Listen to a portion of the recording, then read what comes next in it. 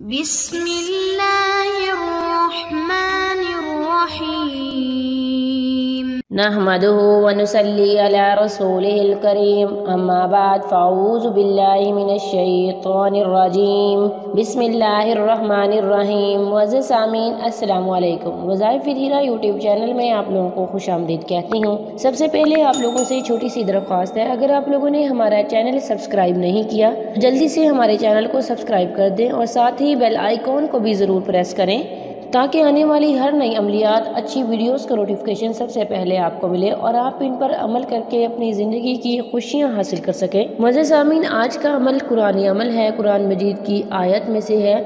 मुअज़्ज़िज़ सामीन, ये वजीफ़ा मियाँ बीवी में मोहब्बत पैदा करने का बहुत ही ख़ास वजीफ़ा है। अगर मियाँ बीवी में खटपट हो गई है और दोनों बेराह रवी का शिकार हो गए हैं, मियाँ गलत रास्ते पे चल पड़ा है और बीवी बहुत परेशान है, या बीवी गलत रास्ते से चल पड़ी है और इसका किसी और के साथ ताल्लुक़ है और मियाँ बहुत परेशान है, कि अपना घर टूटता नज़र आ रहा है, तो मुअज़्ज़िज़ सामीन उसके लिए भी आप ये वजीफ़ा कर सकते हैं, क्योंकि शराकत कोई भी पसंद नहीं करता। बहुत सारी खसूसियात ऐसी इंसानों में अल्लाह ताला ने रखी हैं जो कि उस बारी ताला की अपनी सिफ़ात है, जैसे कि अल्लाह ताला अपनी ज़ात व सिफ़ात में किसी को शरीक नहीं करता, न अपनी ज़ात में किसी को शरीक ठहराता है, न सिफ़ात में किसी को शरीक ठहराता है। बंदा भी किसी को शरीक नहीं ठहराता। ये अल्लाह ताला ने रिश्ता ही इतना ज़्यादा प्यारा बनाया है।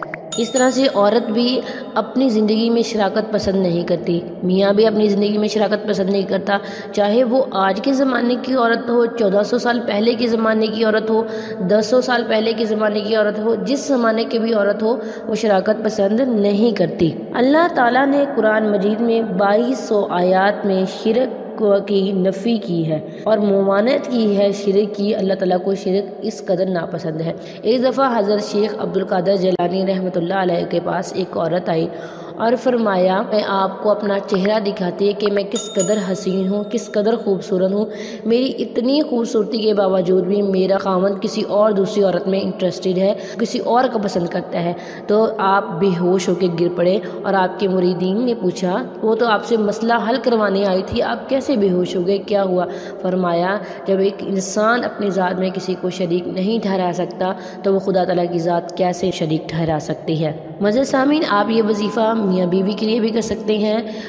अगर आपके दोस्तों में, अजीज़ व अक़ारब में कोई बेराह रवी का शिकार है, गलत रास्ते पे चल पड़ा है, तो उसके लिए भी आप ये वजीफ़ा कर सकते हैं। ये वजीफ़ा नहायत ही मुजर्रब है, किसी भी नमाज के बाद आप कर सकते हैं। आप सबसे पहले सूरत इखलास पढ़ेंगे। सूरत इखलास बहुत ही बरकत सूरत है। इस सूरत के सिर्फ 3 दफ़ा पढ़ने से कुरान मजीद का सवाब मिलता है।